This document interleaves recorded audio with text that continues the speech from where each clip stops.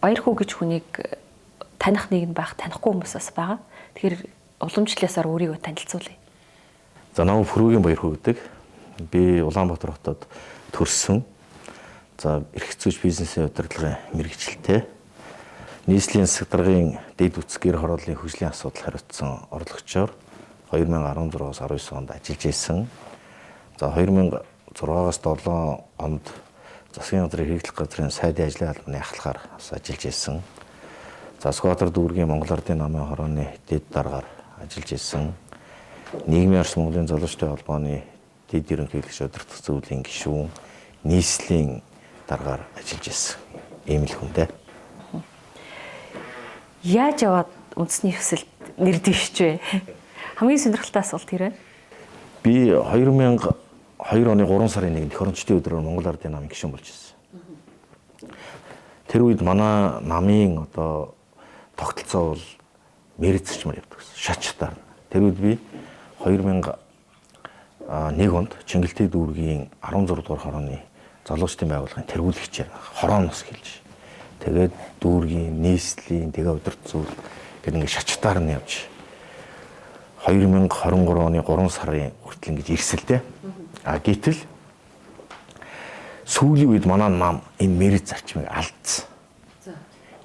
Ерөөсөө шатчтаар нь ингэж бэлтгэж ирсэн боловсон хүчнээ тойргийнхан гадна хаяад тооноор залуучууд оруулж ирсэн. Тэр нь одоо мөнгөтэй ч байдаг юм уу те? Одоо эрх мэдэлтэй айлын хөгтөөч ч байдаг юм уу? Энэ зарчмаар яваад манай үндсэндээ Монгол Ардын намын энэ институт болсон энэ зарчим хүний боловсон хүчнээ бэлддэг энэ зарчим алдагдаад ирсэн. Энэ зарчим алдагдсан учраас манай нам сүүлийн одоо хэдэн жил бол авилах хулгай тонуулан дээлтгий байлаа шүү дээ. Нүүрсний 44 их 80 гээл явлаа. Ногоон автобус гээл явлаа. Тэгээ боловсролын зээлийн сан гээл явлаа. Хөгжлийн банк гээл явлаа. Маш олон одоо хулгай гарч ирсэн. За энтэй бол бид нар санал нийлээгүй. Нийлэхгүй байгаа учраас ардын нам дотроо бид нар ч одоо бас ингээд ад үзэгдээд эхэллээ шүү дээ. Үзэл бодол нийлэх байсан. Шүүмжлэхээр альва одоо ажилдаа хуралдаа оруулахаа байсан. За шүүмжлэхээр альбан тушаалын одоо авдаг, чөлөөлдөг болсон. За тийм учраас бид одоо үзэл бодол нийлэхгүй учраас салж эхэлж байна. Тэгээ ямар үзэл бодол бас салж нийлээд байна гэхээр бид анх Монгол Ардын намд орохдоо хүн төвтэй энэ нам гэж ойлгож байсан. Бидний үзэл бодол бол хүнээ баян шинэлэг, боловсролтой, эрүүл сарвал болох ийм л зорилго дээр бид нар нийлсэн. Гэтэл одоо сүүлийн үед бол тийм биш болсон учраас тэр үзэл бодол хаана байна? Тэнд бид нэгдэж байгаа. Тэр үзэл бодол бол үндэсний эвсэл дээр байна. Тийм учраас өнөөдөр үндэсний эвслийн ураа бол үндэсний үйлдвэрлэлээ дэмжиж, үндэснээрээ баяж. Иргэн баян бол улс баян гэдэг одоо энэ солийн данзангаан үндэсний ардчилсан үзэл санааг бид удирдлага болгож мөрийн хөтөлбөрөөр үндэсний үйлдвэрлэлээ дэмжиж, үндэснээрээ баяжээ гэж. Одоо баяжээ гэдэг нь бол ганцхан одоо эдийн засгийн хувьд ч бас биш л дээ. Эрүүл сарвал, эрдэм боловсралтай, хөрөнгө чинээтэй Монгол иргэнийг бид нэр бий болгох зорилготой энэ урайг, энэ мөрийн хөтөлбөрийг дэвшүүлсэн байна. Тэр нэг талаараа яг намдаа гомдсон тийм тал байгаа юу? Би намд бол гомдохгүй. Нам дотор толгойлж байгаа улсуудын буруутай үйл ажиллагааг л шүүмжлэнэ. Тухайлбал энэ идэж ууж байгаа авилгал хээл ахуулын завхарлыг би шүүмжилж байгаа. Энд л би эднэртэй санал нийлэхгүй салж байгаа байхгүй. Тэрнээс биш Монгол Ардын нам гэдэг бол үнэхээр үндэсний хэмжээний том нам. Энэ намд над гомдох юм байхгүй. Энэ олон намын гишүүдэд надад буруу санах, хар санах юм ерөөсөө байна. Энэ толгойд нь сууж байгаа бодлогын алдаатай үйл ажиллагааг шүүмжлэхээр би өөрөө энэ намаас шахагдчихлаа юм л да. Дутагдлын хажуугаар дуу хөрөнгөч болохгүй шүү дээ. Алдааг засах ёстой. Тэрнээс одоо ингээд хин нэгний цүнхийг өрт пялдагдаад та минь мундаг, та минь сайн шүү, та чинь лидер шүү гэд ингэж явж албан тушаалд очих юм бол энэ бол өстой онгой болно шүү дээ. Энэ хизээж байж болохгүй. Сонгуульд нэр дэвшихгүй Монгол Ардын намын гишүүнчлэлээс татгалзаагүй байсан учраас өөр намаас нэр дэвших эрх үүсэхгүй гэд нэлээд драматик үйл явдал боллоо шүү дээ. Тэгээ эцсийн мөчөд авлаа. Тийм. Юу нэр дэвших хэрэг авсан тийм ээ? Нэр дэвших эрхээ нийслэлийн давзаалагчдын шүүхээс хэрэг нэр шүүхээс авсан. Одоо сонгуулийн ерөнхий ороо одоо баталгаажуулах байх гэж найдаж байгаа. Улс төрийн үнцэг бий юу? Байна штэ. Бодит шалтгаан байгаа мó? Юу эн чинь бүр улс төрийн үнцэг битгий хэл төрийн эрхийг хууль бусаар авах гэсэн үнцэг бас харагдаж байгаа. Тэр нь яаж юм гэхээр би 2024 оны 3 сарын 3-нд намаас гарах өргөдлөө өгсөн. Анхшдны байгууллага тэндээ өргөдлөө өгөөд 3 сарын 4-нд хүлээж аваад 5-нд нь хяналтын ерөнхий орооны хэсгийн дарга Баяр гэдэг хүн дөрмийн дагуу хасалтыг цохоод тэгээд хүлээж авах танилцаа өгөөд намын орооныхон дарга Мегмар гэдэг хүн гаруй үсэг зураад хамгаад авч байгаа. Улс төрийн намын тухай хуулинд бол 5-ын 7-од би өргөдлөө өгснөөр л тэгээд бүх ажлаа дуусгар болж байгаа байхгүй. Гэтэл энийг Монгол Ардын намын хяналтын ерөнхий ороогүй, ерөнхий орооны шийдвэр гараагүй учраас таныг Монгол Ардын намын гишүүн гэж үзэж байна гэдэг л ийм л үндэслэлээр намайг нэр дэвшүүлэх баг. За ингээд шүүхт гомдол гаргасан. Шүүхт гомдол гаргаад шүүх ажиллагаа тэр нөгөө шинжилэн судлах ажиллагаа явсан. Тэн дээр юу харагдаж байна гэхээр би 3 сарын 3-нд намаас гарах өргөдлөө өгсөн, 4-нд намайг гаргацсан байхад 2024 оны 5 сарын 28-нд буцаагаад миний намын эрхийг сэргийцсэн байна. Хин? Одоо манай намын нөхдөд л ахгүй. Хорлж ийн гэсэн үг. Тий хорлж ахгүй. Тэгээд яг урд хэд хоногийн өмнө би ороод тийшээ харахад өөр намын гишүүнчлэлтэй тул хасвагдсан байсан. Тэр одоо захин бүртгэлтэй. Тэгсэн тэрийг устгаад 5 сарын 28-нд намын гишүүнчлэлийн сэргээвэ гэж. 5 сарын 28-нд сонгуулийн ерөнхий ороонд энэ хүн манай намын гишүүн шүү гэд явуулсан байгаа байхгүй. Яа. Тэгээ энэ дөр юу гэж харагдаж байгаа гэхээр улсын хурлын сонгуул гэдэг бол төрийн эрх барих дээд байгууллага сонгож байгаа бүх ард түмний сонгуул. Ард түмэн хинээр төлөөллөө илгээх вэ, төр төлөөллөө илгээх гэдэг том сонгуул. Гэтэл энийг хэсэг бүлэг нөхдөө зохион байгуулалтаагаар ингэж нөлөөлж байна гэдэг нь өөрөө төрийн эрх барих дээд байгууллагын сонгуульд хууль бусаар оролцож байгаа нь өөрөө маш ноцтой кейс ахгүй. Хэрвээ энэ цаашаа хөврүүл эрүүгийн хэрэгч үүсч болно. Та тийм хүчтэй өрсөлдөгч гэсэн үг үү? Би өөрийгөө одоо сул гэж хэлэхгүй. Тийм ээ. Мэдээж одоо надаас айсан учраас одоо ийм ажил хийж штэ. Энэ ажлаас гадуур эн чинь бас шинэ нэвсэлээр Баярхүү гэдэг нэртэй давхар хүн дэвшүүлсэн ч явж байгаа шиг энэ одоо манай намынхны хийдэг хуучны технологи л бүр давхар нэр дэвшүүлдэг. Ижилхэн нэртэй хүн. Тэгэхээр эдгээр бас айж л байна л да. Юунаас нь айж юм гэхээр надаас биш. Би шат шатны сонгуулиар одоо явж ирсэн. Дүүргийн иргэдийн хурал сууж ирсэн. Нийслэлийн иргэдийн хурал сууж ирсэн. Энэ хугацаанд би амлсан бүхэл мөрийн хөтөлбөрийн ажлуудыг бүгдийг хийж хэрэгж ирсэн. Намайг ажил хийсэн хүн тул учраас надаас айгаад байгаа хгүй. Тэрнээс Баярхүүгээс айгаагүй. Би ард түмэндээ амлсан амлалтаа биелүүлсэн учраас надаас айж байгаа. Та чи скватер чингэлтэд нэр дэвшиж байгаа тийм ээ? Гамболд хотын ерөнхий менежер гэсэн Гамболдтой. Тий. Гамболд менежер дээр бас тийм асуудал үүссэн. Хамтдаа шиг. Бит хоёрын асуудал яг адилхан. Яг адилхан. Тэгээд харин нийслэлийн захиргааны давзаалагчдын шүүх маш шударгаар сайхан шийдлээ. Гамболдрогын хувьд бол бүр надаас нэг онцлог юм нь эдгээр дүүргийн намын хорооныхын даргаыг авахын тулд хөөж гад авсан шүү дээ. Тэгээ хөөчхөд хөөсөн тогтоол өгөхгүй буцаад энэ одоо хүн манай намын гишүүн мөн гэдэг ингээд бас тийм бичиг явуулсан. Тэгээ бас тэр нөгөө захин бүртгэлдээ намын гишүүнчлэлтэй байна гэд гаргахдаа тэндээ өөрчлөлт хийхдээ өөрлөө шилжүүлэг хийсэн байгаа байхгүй. Тэгэхээр одоо эн чинь бүр хачин болж байгаа юм. Тэгээ хин тийм хийгээд тохоо одоо намын дараа оюун эрдэнэ хийгээд байна гэж баах уу? Гэхдээ одоо энэ Чингэлтэй дүүргийн намын дараа Батсан бүр Скватер дүүргийн намын дараа 32 л хийж байгаа шүү дээ. Өөрөдөө хийх үед. Бид хоёр тэн дээр л өсөлж байгаа юм чинь.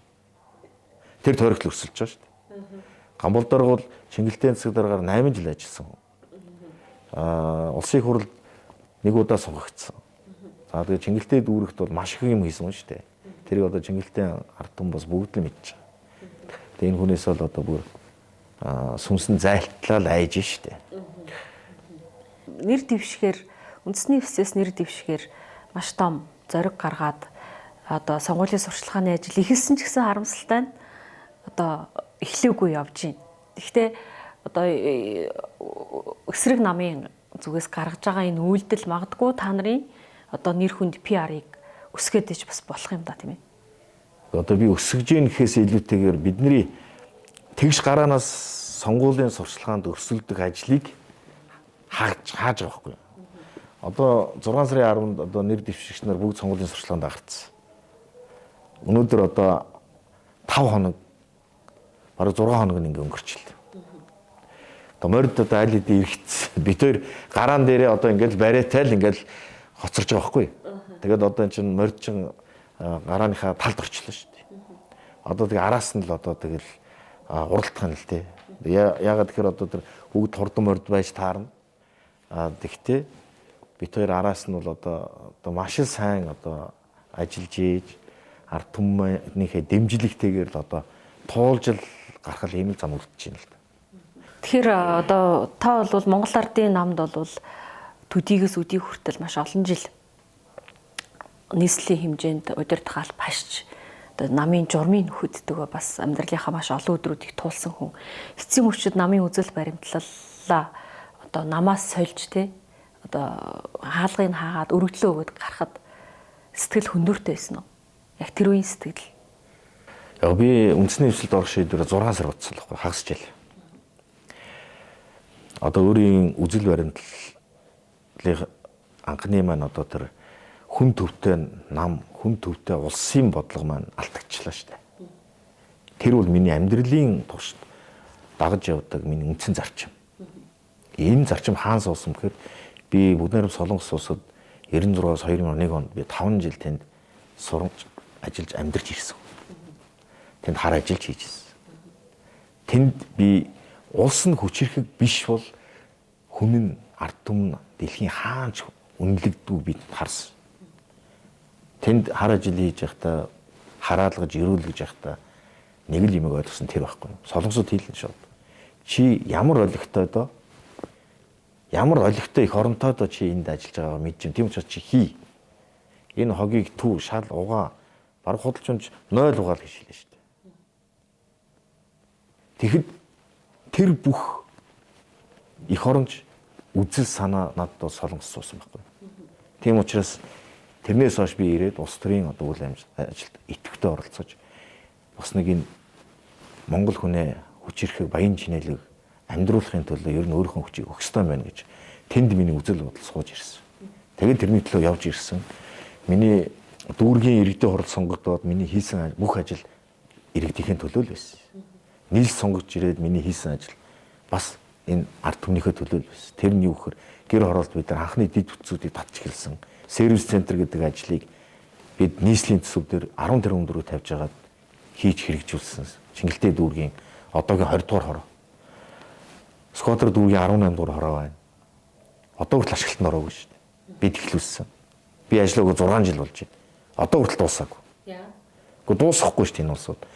Чадахгүй байгаа мó эсвэл одоо би эхлээгүй баярхуу эхлүүлсэн учраас гэж ханддаг юм уу? Тэрийг би мэдэхгүй байна. Баян шүү сэлб дэд төв байна. Одоо дамдаржаа дэд төв байна.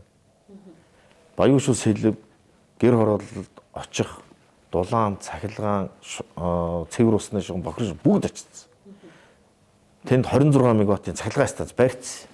6 жил зогсон байдалтай.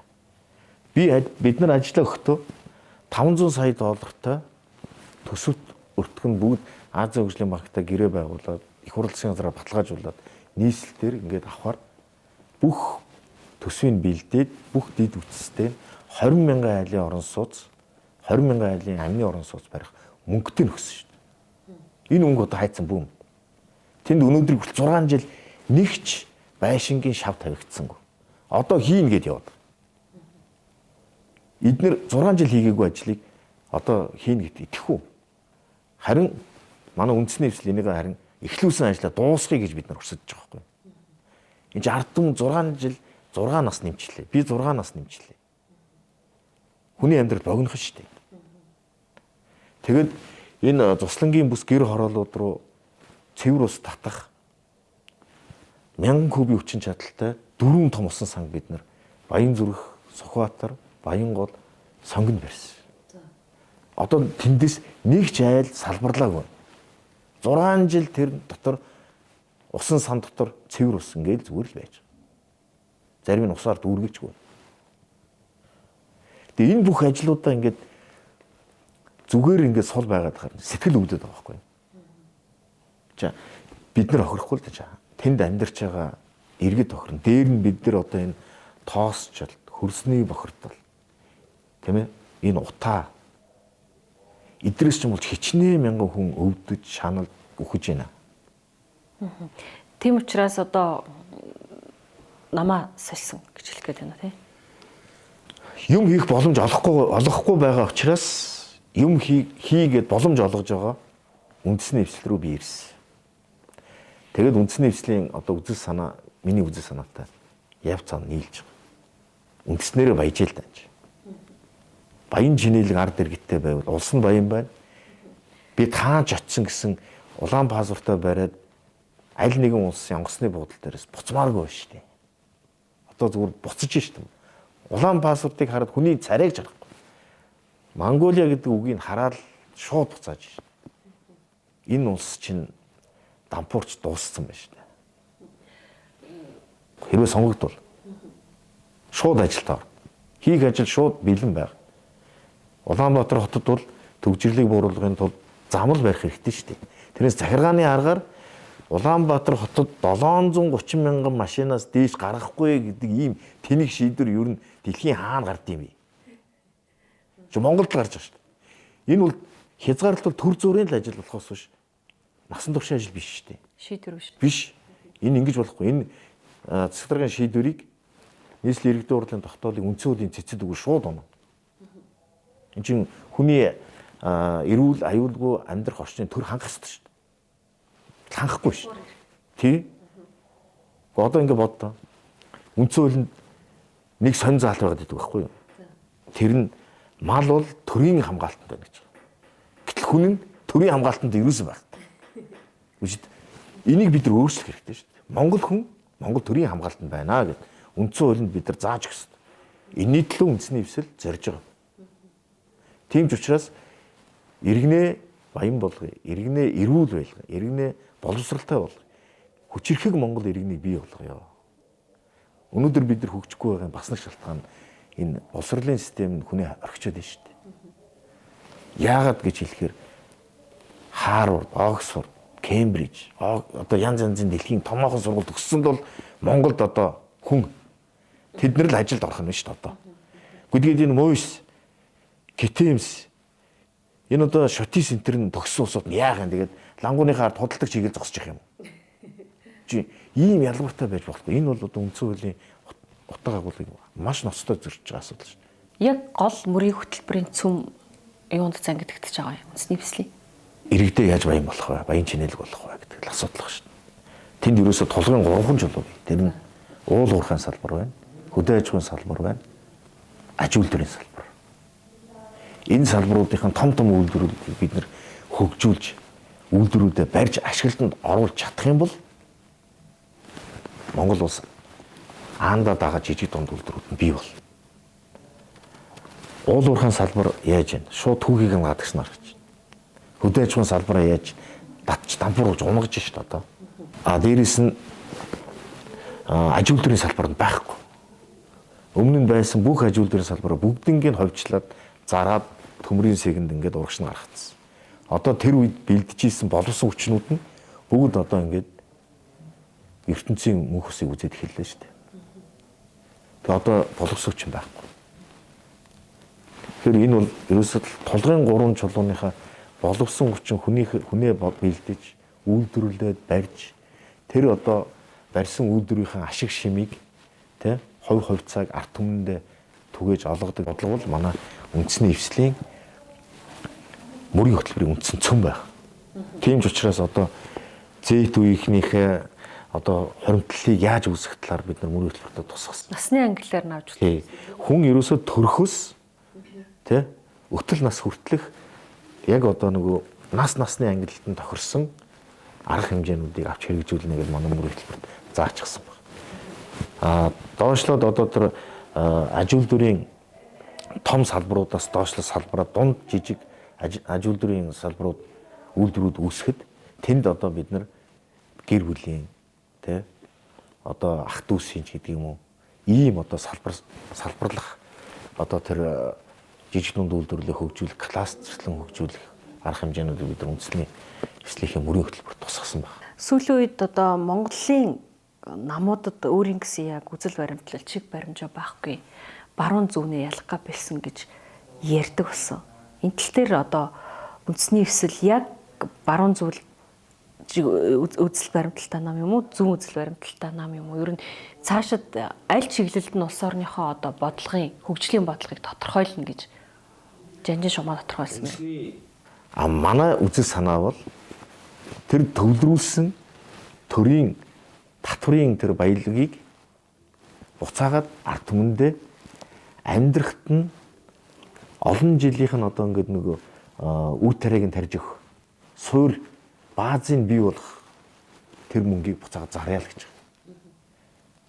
байна. Тэгсний ард дээр баян чинэлэг иргэн буцаагаад төрдөө татвараа зоригтой төлнө. Тэгэхгүй л өнөөдөр манай татвар бол дээрэм болж шин. Нэмийн үртгийн албан татвар, хүн амын орлогын татвар, гайлын татвар, матвар гэдэг одоо ингээд яагаад ч үндэсний үйлдвэрлэлд сэхэж болохооргүй олон давхцсан татвар байгаа байхгүй.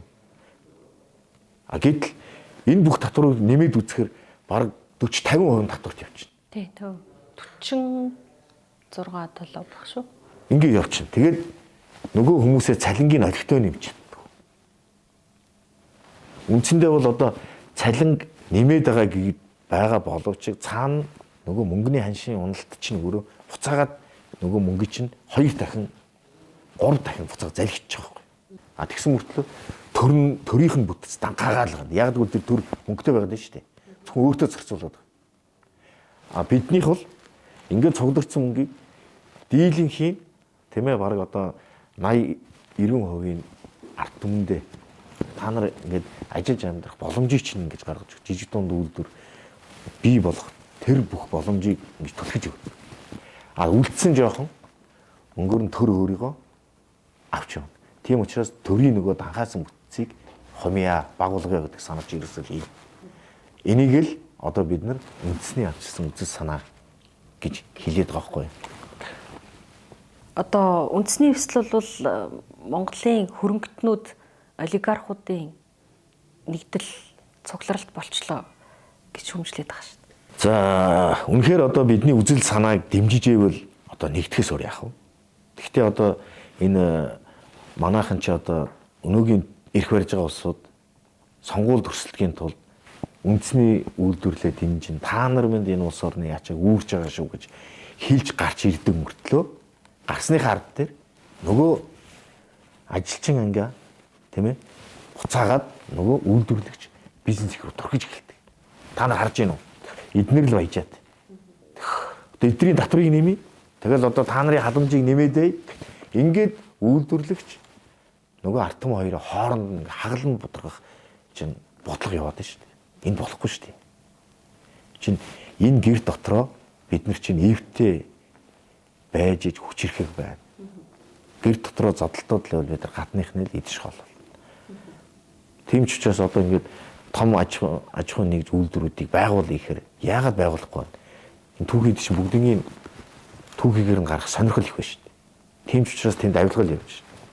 Хоёрдугаар дандаа төрийн өмчт компаниудыг ингээд байнга л ингээд борооны дараах мөнх шиг ургуулж шүү дээ. Энэ яах ч вэ? Төрийн албаны тансаглалыг л тэнд бий болгох гэж байгаа болохоос ш. Тэндээс ашиг ард түмэнд хуваарлаж байгаа юу ч байхгүй. Тэгээд дандаа ингээд жилийн эцсийн тайлан балансыг харж үзэхээр хэдий их найдын алдагдaltaй. Яагаад алдагдaltaй тэр төрийн өмчт аж ахуйн нэгжүүдийг татан болгож болдгоо юм. Яагаад байлгаад байд? Алдагдлын төсвийн мөнгө өрнөх үү? Ийм юм гэж байж болох уу? Болохгүй шүү.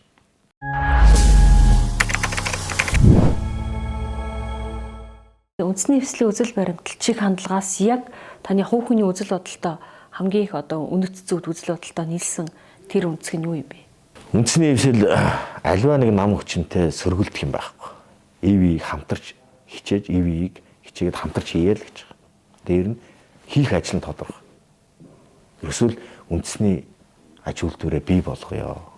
Тэгээд нар дэргэдтэй сайн сайхан амьдралыг өгөхийн тулд ажиллая л гэж байна. Олуула сайхан амьдрал тэр дунд чинь би бас сайхан л амьдрын шүү дээ. Олон түмний цалин мөнгө хангалттай болоод ирвэл миний цалин ч гэсэн хангалттай л болно шүү дээ. Тэрс ганцаараа би өндөр цалин аваад яах юм бэ? Ганцаараа нэг хаус авчихад гадаанаа том хэрэм хатгachаад шорон шиг тэр дунд ганцаараа амьдрч яах юм бэ? Гадаанаа өчнөө олон түмэн ядуу тарчиг зовлонтой амьдарч байхад тэрийг би тэнд дотроос хараад яаж амьдрах юм бэ? Тэгхгүй тулд үндэсний эвслийн маань гол зарчим аль нэг намтай тий ингээд одоо үзэл бодлоор зөрчилдөлтөй болно ш. Тий аль чаддагтаа нийлээд ив хичээгээд хамтарч ажиллаад энэ их улс орноо нэг улс шиг улс ард түмнээ нэг нүүр нэг тэнгэр нэг мишэлттэй нуруу тэнгэр бас нэг дэлхийн хаанч утсан гэсэн би монгол хүн шүү гэж бахархах ийм амьдралтай болгомоор шүү. Хэдэн үнээр дэвшээ? Манай үндэсний эвслээс 76 үнээр дэвшсэн. Одоогийн байдлаар 70 хүн байна. 6. Нэг татуулаад одоо ингээд шүүхийн процесстай л явж штэ. Байж болохгүй арчсан юмд бол байж болохгүй үзэгдэл гэж тайлбарлана. Хүчин мөхсдөж гин үү? Мөхсдөж байна. Цаашд яаж даван туулах вэ? Ер нь бол төмний төлөө зүтгэсэн хүн, төмөн олонний төлөө ажил хийсэн хүнд ард түмэн хязгаарч мартдаггүй мэл. Би тэрийг бол одоо сая 20 онд намайг дэвшүүлээгүй шүү дээ. 4 жил завсарласан. Тэгээ дахиад одоо ингээд буцаад ороод ирэхэд миний одоо тойргийн сонгогчд маань алга ташин хүлээж авч байгаа байхгүй. Би мартцсан байх гэж бодож байгаа. Би хүүхэд байхдаа Мандгуйс цаатны Батмөх Даяаны баг насны дүр тооссон. Тэгээд залуу байхдаа Даян хаан л гэж одоо дуулдаг байлаа. Одоо бол хотын орлогч гэж дуулдаг болсон. Тэгээд энэ бол би дуудаад байгаа юм биш. Бас миний сонгогч нар бас тэгээд дуудаг. Би баярлалтай. Яг тэгвэл би ажлаа бас тухайн үед чадлынхаа хэрээр зүтгэж хэрэгцээтэй ажил хийжтэй л гэж боддог. Одоо намайг хотын орлогч гэж дуудаачаа гэж одоо энэс нь ч одоо би хийж болохгүй шүү дээ. Тэгэхээр яг ард түмний өгч байгаа тэр их хүндлэлийг зөв дааж авч явах. Цааш нь ард түмнийхээ төлөө өшөө их хийж бүтээвэл дуурс халдартал энэ хорвоогоос явах юм даа л гэж боддоо шүү дээ.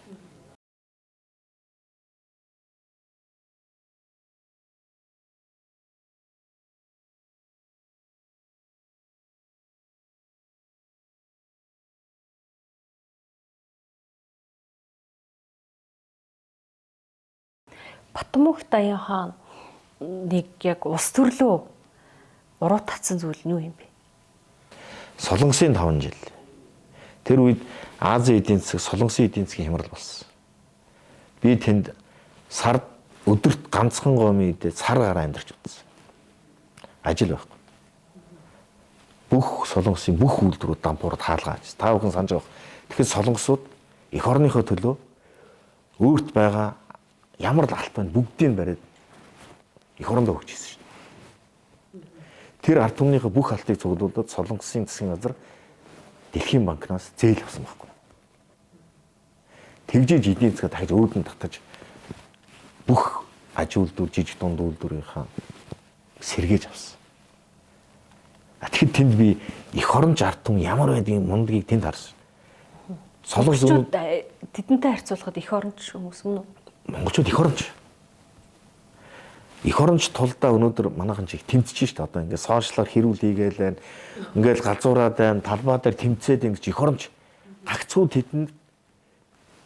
тэдний төлөө зүтгэн гэж хэлчихэд холигтаад байгаа улс төрчдөл молиг тавиад байгаа байхгүй. Зөв хүнээ сонгож чадах юм бол Монгол шиг нийгэм нэгдэлтэй эрс шийдэмгий босож чаддаг ард түмэн бас ховор шүү. Өнөөдөр зарим улсууд хэлээд байна. Монголчууд ерөөсөө ингээд хүлцэнгүй байна, даруу байна гэж л байгаа. Монголчууд ирэлхийлээд хинд нь итгэж бид нэр өөрсдөө хувь заяад автах байл гэж. Хотын орлогчоор ажиллаж явах хугацаанд би яг тэр л зүйлийг хийж чадаагүй дээ гэж хамгийн их харамсаж өгдөг зүйл. Нэг л зүйл бий. BRT төслийг эхлүүлж чадаагүй л харамсдаг би. Тэр үе одоо төслийн захирал бий байсан. Тэр бол BRT гэдэг чинь тусгай замаар явдаг автобуслахгүй. За тэгээд бид нэр хамгийн ихний төслөө Ярамгаас Долоон буудал чиглэл рүү хий. Босоод нь хийж. Яг бол газар чөлөөлт багтай. Газрын сул байгаа газраас төслөө эхлүүлье гэд төсөл эхлээд явж байсан. Тэгээд тэр төсөл л одоо хэрэгжиж чадаагүй. Тэрэнд би харамсдаг. Хэрвээ би Тэр одоо ч эхлэегүй. Одоо ч эхлэегүй. Тэр 350 сая долларын төсөл байсан байхгүй юу? Автобусын парк шинжилттэйгээ бүх юм бэлэн. Бид зураг төслөө гаргаад маршрутаа тогтоогоод бүх ажил руугаа ороод яг эхлэхэд бэлэн болцсон байж хатал намайг сонс. Тэгээ би тэрэнд л жоо харамсдаг. Хэрвээ би байсан бол тэрийг эхлүүлээд дуусгаж чадах байсан даа л гэж боддог. Яа таныг одоо тэр ажлыг хийх боломж олгоогүй юм. Яг тэрэн дээр би тэр үед чи их олон төсөл тэр хариуцж явж байсан л та. Одоо энэ ашиглалтын шаардлага авахгүй нэг хэмжээний шаар байна тий. Энэ хуучин байшингуудыг буулгаад шинэ байшин барих энэ төслүүдийг би ахалж ирсэн. Гэр хороолт төр сервис центр гээд гэр хороол тусад нь инженерийн шугамсгалжээ татдаг тэр ажил байна. Одоо 285 айлын тэрийг одоо энэ оюун чим гişүн би хийсэн л гээд яриад байна. Тэгээ одоо тэр нь бол манай нийслэлийн ажил байхгүй. За энэ Сэлб Баян шүү дэд төвүүд байна. Энэ 26 мегаваттын цахилгаан станц барьсан бүх одоо дэд бүтцээ татсан замаа тавиад үерийн байгууламж одоо үер болоход үерийг одоо урсгаж гаргах тэр сууг шууд энэ бүгдийг нийцсэн. Энэ төслийг би ахалж ирсэн. Замын цагтаагийн гүүр, далайхын зам. Энэ бүгд чинь одоо сонгины гүүр, Баян зүрхийн гүүр байна. Тэгээ энэ бүгд чинь бол одоо бидний үед 3 жилийн хугацаанд хийсэн ажлууд шүү дээ. Тэгэхээр хүн сэтгэл байгаад, зүтгэл байгаад шудраг байвал ажил хийж болдог байхгүй. Гэтэл өнөөдөр 6 жил өнгөрчөөд байхад тэр хойно 500 сая доллар 1000 кубын 4 усан сан гэр хороол цуслангийн бүсүүд рүү татах бүх дэд бүтцийн татаж өгчөөд байхад өнөөдөр нэг ч айл ороогүй шүү дээ. Тэгэл ковид ирээд байдаг. Дайн ирээд байдаг. Энд чинь байж болохгүй шүү дээ. Өнөөдөр төсвийн ерөнхийлөгчийн ерөнхийлөн захирагч нарын бас нэг том алдаа тий нэг нь төсөв тавиад ажил эхлүүлдэг нөгөөх нь ирээд унгадаг тэнд одоо 20 30 тэрбум төгрөг орцсон байх тэгээд тэр чинь ажиж байгаа. Тэгээд тэр гацаасан хүнд нь ямар хариуцлага тооцож байгаа одоо байхгүй. Энд чинь хуулийн цорх. Тэгэхээр энэ олон хуулийн цорхоо хуулийн хоёр үзүүртэй тайлбаруудыг нэг мөр зэгцлэхийн тулд бид одоо үндэсний эвслээс нэр дэвшиж шүү дээ. Дээрээс нь нөгөө төвийн хороолууд ч одоо нөгөө хуучирчин сухамсулж чинь зэв гараал шугам задардаг. Хамгийн анх 1955 онд хийсэн анхны шугамуд байгаа байхгүй юу? Тэр шугамуудыг чинь бид нар газар явахгүйгээр дотор нь ингэж хүний эрүүл мэндэд одоо ямар харшилтгүй PVC-гэр ингэж халуун даралтаар үлээж тэгээ ингээд доторлоод PVC дотортой болчихоо ш тэр чинь. Тэгээд тэр чинь нөгөө шугамын насжилтыг уртсах чинь хоёрдугаар хүний эрүүл мэндийг хамгаалж байгаа. Энэ төслийг бас Австрийн төслийг бид нар бий бас ахалж ирсэн. Тэгээд энэ одоо хүүхдийн 100 40 мянга 50 мянгатын одоо энэ байрууд бид нар хийсэн нийтдээ нөгөө 2.8 байлгүй 9 км шугамсгалжийг бид нар тэр доторсон байдаг. Одоо тэр тоног хөрөж дусаг нэг одоо байж лаа шүү дээ. Тэгэд энэ төсөл явдаг цаашаа. Хан уулд одоо би ингээл мэдээ үзэж хахад хан уул одоо энэ шинэ баригдсан хороолуу зэвтэй ус гараад байна л гэдэг юм. Тэгэл хотын эрх мэдлэгийн албан тушаалтнууд нь очихоор шугамын солиол гэдэг юм чинь солих юм байхгүй тэргээр шууд хийхэд бэлэн ажил байхгүй. Технологи нь одоо ус угийн манай инженерүүд бүгд тэрийг сурцсан мэдсэн утгачсан технологи шүү. Яа тэгдэг юм бэ? Одоо тэгээд сэтгэл алга, зүтгэл алга.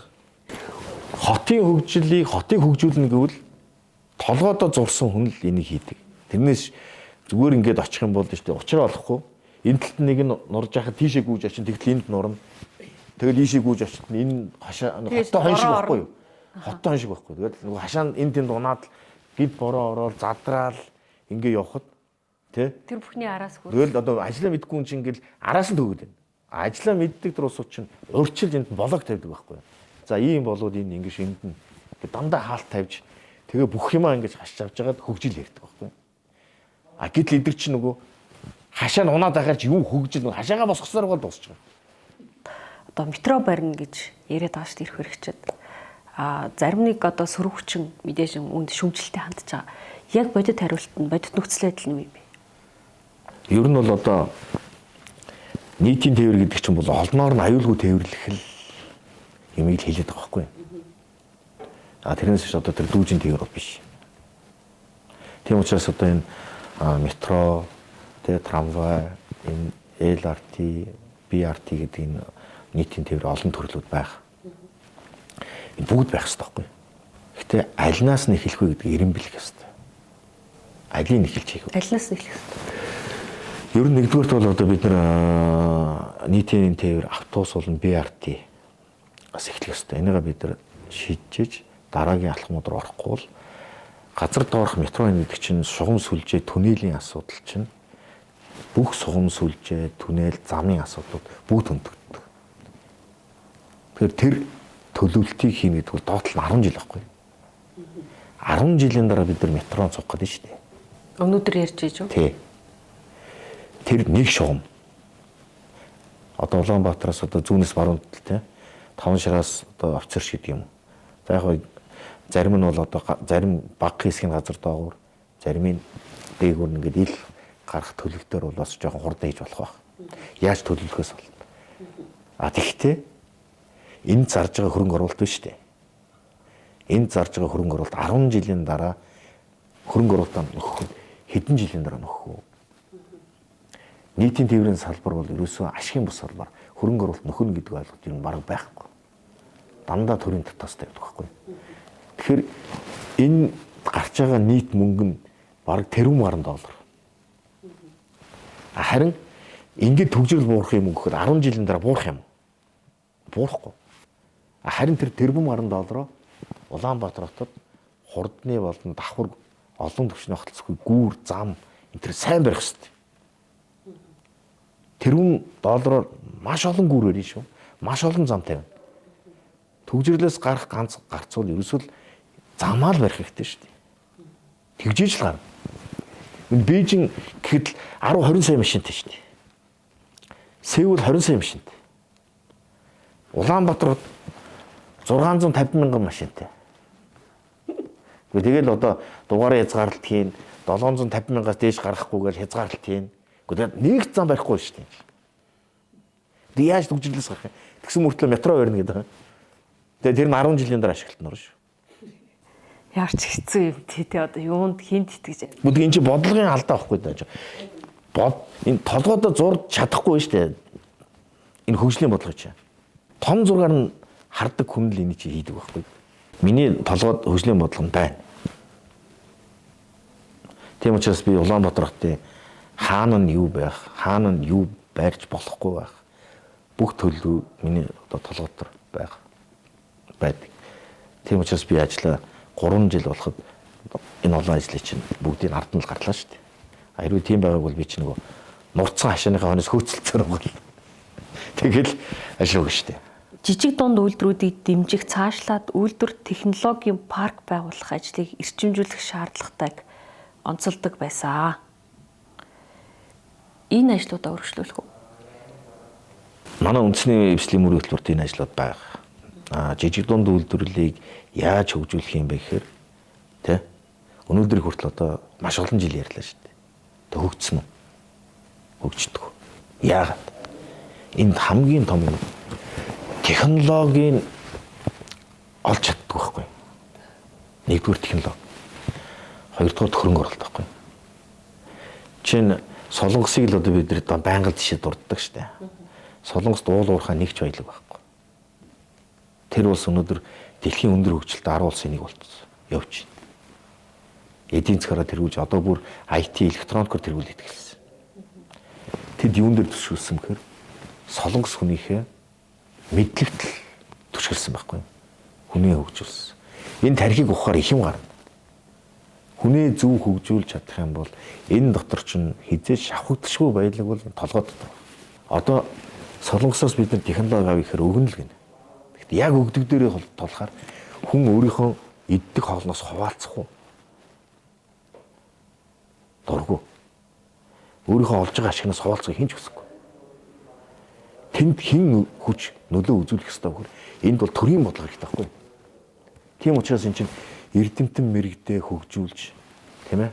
Төр нь өөрөө гадаад бодлогоороо дамжуулж тэр өндөр технологиудыг бид нар авчирч энд Монголд нутагшуулах хэрэгтэй. Тэгхгүйгээр энэ жижиг дунд үйлдвэр хөгжихэд асар олон цаг хугацаа туулна. Зээл олгоод ч яахгүй. Зээл олгоод нэг хэсэг нь яг олж ирнэ. Тэ? Энэ чинь асар их ганц хувийн байгууллага компани өөрөө зүтгээд туулдаг жилд 5 жил байхад төр оролцоод дэмжиж тэр технологиг нь олж өгөөд хөнгөлөлтөө зээлийн олоод өгчих юм бол энэ бол жил 2 жилийн бүтэх асуудал байхгүй. Тэгэхээр эн чинь нөгөө цаг товчилж дэм болж ажиллах хэрэгтэй болохоос биш татврын нэмээд тэг хүн суртал гаргаад хүүтэй зээлийн улам өндөр болгоод явах юм бол эн чинь явахгүй шүү дээ. Хин зээл авах юм. Өнөөдөр хөгжлийн банкны бүх зээл банк усаар л явлаа шүү дээ. Эрх мэдэл ойр бүхий нөхдүүд жилийн 67% ашиг тэрүүн төгрөгийн 60% хэрэг 600 сая үстэй. Жил 600 сая төгрөгийн ашиг хийгээл тэгээ 30 сая төгрөг хүнд төлөө сууж байна. Тэгээ энэ одоо тэгээд шудраг гэсэн юм. Энэ байж болохгүй шүү дээ. Тэр мөнгө тэр яг жинхэнэ аж ахуйн байгууллагатай жилийн 3% гэдэг бол маш том дэмжлэг байхгүй. Дөнгөж одоо бизнест боожиж эхэлж байгаа үед бизнес эргэлтэхэд доотлон 2-3 жил шаардлагатай. Үйлдвэр одоо нутагшаад борлуулалт хийгээд дээрэс нь нөгөө зах зээлдээ танигдаад буцаад ингээд орлогоо олоод буцаж нөгөө юм нөхтөл зах зээл танигт нэвтэрч ороход 2-3 жил хэрэгтэй. Тэрэнд нь төр дэмжлэг болох хэрэгтэй байхгүй. А тэрний дараа боожод ирснийхэн ард дээр за одоо та одоо өөрийнхөө бизнесийн зам дээр хурдалж болно гэдэг одоо гаргаж байна. А тэгхгүйгээр тэгэл одоо ингээд сарын 6-7% хүүтэй зээл авахар хин яаж одоо жиш тунд үйлдвэр хийх вэ? Бүгд дэлгүүр ажиллаулна шүү дээ. Худалдаа хий. Тэгээ одоо монголчууд 8 жил ус боллоо шүү дээ. Үйлдвэрлэгч биш. Худалдаач 8 жил болсон. Та хэр баян хүн бэ? Одоо улс төр дүрслэхийн тулд хүчтэй тоглогч байхын тулд санхүүгийн хэрэгчлүүнд хүрсэн байх хэрэгтэй гэдэг шүү дээ. Энэ өнцгөр одоо хэр хүчтэй тоглогч юм бол? Би баян гэдгийг мөнгөөр биш. Найз нөхдөөр л хардаг. Би бол олон найз нөхдөд. Тийм учраас би баян. Би найз нөхдийнхөө дэмийг авах цагт нь авч, найз нөхдөө дэм болох цагтаа дэм болж ингэж бид нар илүүтэйгээр нөхөж явдаг. Бидний нөхрөл дээр суурилсан одоо миний ажил амьдрал үргэлжилдэг. Тийм учраас би нөхөд ихтэй. Тийм учраас баян л гэж өөрийгөө бод. Улс төрийн иргэнд их таны давуу тал юу вэ? Таныхаар. Би улс төрд бол хүн байхыг хичээдэг. Хэлсэндээ хүрэхийг хичээдэг. Шудраг байхыг л хичээдэг. Тийм учраас аливаа нэг зүйлд одоо бас нэг ноён нуруутай голчтой байх гэж хичээнэ. Сонгогдсон тойрогтой хэлсэн амдаа хүрэх гэж амлсан бол биелүүлэхийн төлөө зүтгэж ажилладаг. Ийм л гурван зарчим.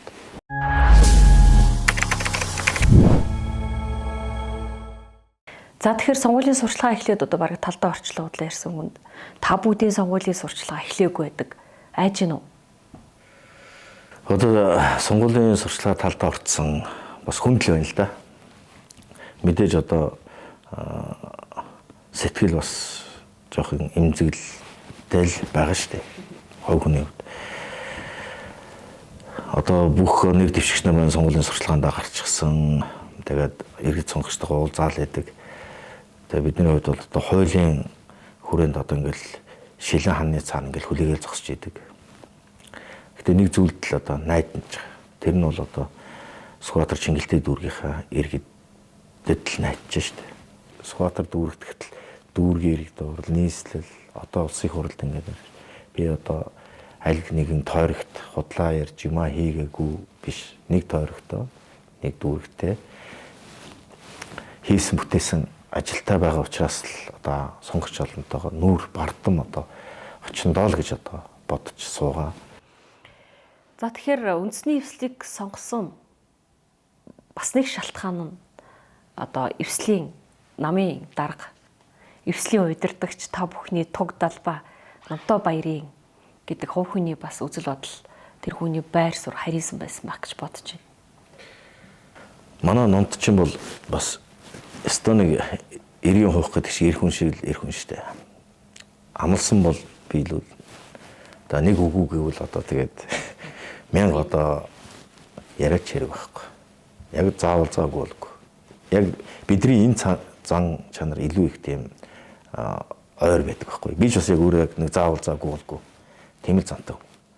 Тэр чанараараа одоо бид нэр их адилхан намайг одоо яг зүтгүүргээ хэлсэн чи гинт нэг үс санд орчлоо. Хотын орлогч байхад хотын зүтгүүр гээд намайг хийж одоо нэг хэсэг сонинд бичээд нилээ юм болж ирсэн. Яг тэгин тэр санаанд орж. Таныг харахад ер нь нэг тийм джентльмен маягийн хүн шүү дээ. Магадгүй таны одоо кинонд тоглож исэн одоо тэр урлагийн салбарт хүчин зүтгэжсэн тэрнтэй ч нас холбоотой ч нар баг. Ус төрдөө яаж огтлцдог? Би ч одоо хүүхэд байхдаа Мантуй цагтны Батмөнх Даяа хааны бага насанд тоглосон. Та яаж тоглох болсон юм бэ? Манай ээж хоёр чинь цэргийн хүн шүү дээ. Манай аав чинь Монголын хамгийн анхны одоо агаарын эсэргүүцэн хамгаалалт пуужингийн инженер 7 хүүхэд Монгол улсад төгсөж ирсэн. Тэрний л нэг. За түүнээс хойш бол одоо дахиж тийм мэрэгчлэр бэлдсэн юм би сайн мэдэхгүй байна. Тэгээ манай ээж чинь бас цэргийн миний одоо өндийсэн одоо амьдрал бол яг л нөгөө цэргийнхний л одоо амьдрал шиг л өссөн одоо тэгэж нэг эрхэл тоглол наадал явах тийм байхгүй. Тэг инг мэдлэг гүйцэтгэе гэдэг л одоо амьдралаар л явсан шүү дээ. А дээрэс нь би чинь бас нөгөө Мантуй цагтны Батмөнх Даяаны бага наст тоглосны дараа хүмүүс намайг л одоо за одоо ингэ чи одоо ингэ олонний танил боллоо, өнгөрч болохгүй, сакс уурч болохгүй тий.